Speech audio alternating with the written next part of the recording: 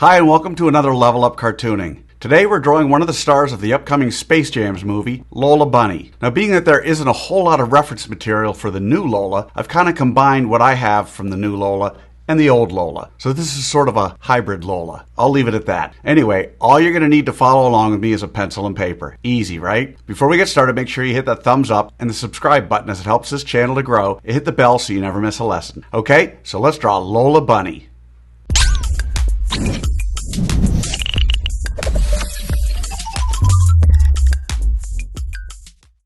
We're going to draw Lola step by step, giving you the secret formula to be able to draw her again and again. If you've watched any of my other videos, you know I use the character's head to figure out how big the entire character is. In this pose, Lola is roughly 4 heads tall.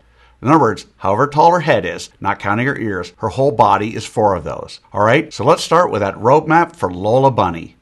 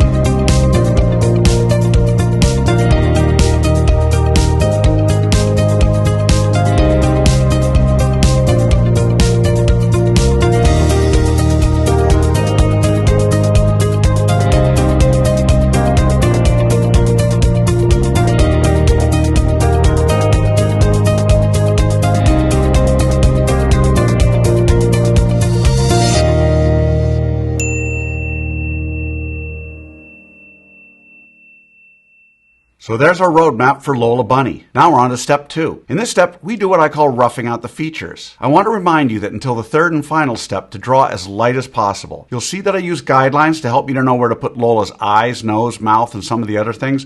We don't want those guidelines in the final drawing. So you want to draw them light enough to be able to erase them very easily. So let's rough out Lola's features.